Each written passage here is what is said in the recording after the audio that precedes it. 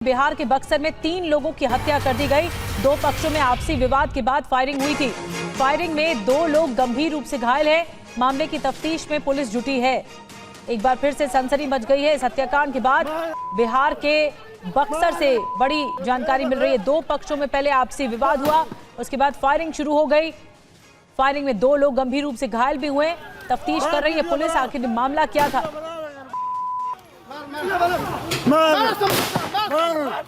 जी देखिए, हमारे राजपुर थाना अंतर्गत में अहियापुर गांव पड़ता है और वहीं पर ये आज सुबह लगभग 5:15 के आसपास की वारदात बताई जा रही है, जिसमें कि 2 गाड़ियों में अपराधकर्मी जो आए और जो वहाँ पे ग्रामीण लोग जो इस तरह से बताए हैं, वहाँ पर जो भी पीड़ित पक्ष के लोग थे वो वहाँ पर बैठे थे एक चबूतरे के ऊपर, और वहीं पर ही उनके ऊपर ताबड़तोड़ फायरिंग कर दी, जिसमें कि कुछ लोग जो हैं गंभीर रूप से घायल भी हुए।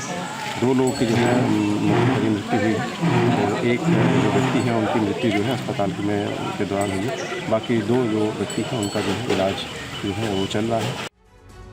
तो क्या बक्सर में वर्चस्व को लेकर ट्रिपल मर्डर हुआ? राजपुर के दरअसल अहियापुर गांव में गोलीबारी हुई, 3 लोगों की मौत, 2 लोग गंभीर रूप से घायल हुए। घायलों का इलाज ट्रॉमा सेंटर में जारी है। बालू गिराने को लेकर दरअसल विवाद हुआ था और फिर मौके पर अभी भारी पुलिस बल तैनात है। ये हत्याकांड सनसनीखेज है और रुपेश और ज्यादा जानकारी के साथ हमारे साथ जुड़ रहे हैं। रुपेश, इस पूरे मामले पर पुलिस का वर्जन क्या है? हत्याकांड का मकसद क्या रहा? सबसे पहले तो निधि, जो ट्रिपल मर्डर था उसकी संख्या 4 हो गई है, यानी कि एक और व्यक्ति जो गंभीर रूप से घायल था, जिसे गोली लगी थी, बनारस एडमिट किया गया था, उसकी भी मौत हो गई है। यानी कि सुबह सुबह जो अंधाधुंध गोलीबारी हुई है उसमें 4 लोगों की मौत हो चुकी है। और पुलिस का भी कहना है कि कल इसमें विवाद हुआ था और कुल मिलाकर के बालू के कारोबार पर किसका वर्चस्व हो, बिहार में बालू का अवैध खनन होता है और इस पूरे कारोबार पर वर्चस्व को लेकर अक्सर दियरा इलाके से लेकर के और बालू यानी कि सोन नदी, गंगा और ये नदी के किनारे बसे हुए जो गांव हैं, जो इलाके हैं, जो ज़िले हैं, वहां पर वर्चस्व की लड़ाई होती रहती है। और उसी वर्चस्व की लड़ाई का नतीजा है कि आज एक पक्ष ने सुबह सुबह एक गाँव पर धावा बोला अहियापुर पर और अंधाधुंध फायरिंग की, जिसमें एक ही परिवार के 3 लोगों की मौत हुई थी। अब वो मौत का आंकड़ा बढ़कर के 4 हो गया है।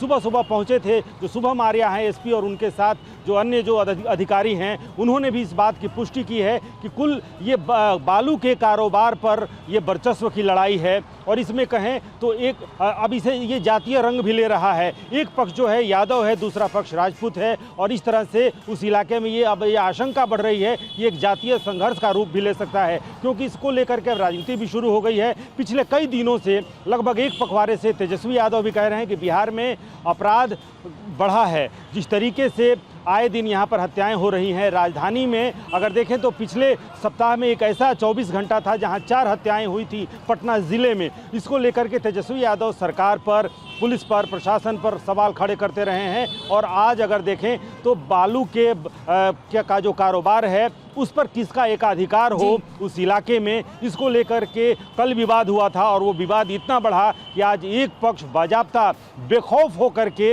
यानी कि इस बात का भी खौफ नहीं है कि ये गांव पर अगर हम चढ़ाई की स्थिति, क्योंकि आप दृश्यों में देखें, विजुअल में जो दिख रहा है कि कितने लोगों के हाथों में हथियार हैं और वो हथियार लेकर के बाजाप्ता एक गाँव पर चढ़ाई की स्थिति बन गई थी और वहाँ पर अंधाधुंध फायरिंग हुई।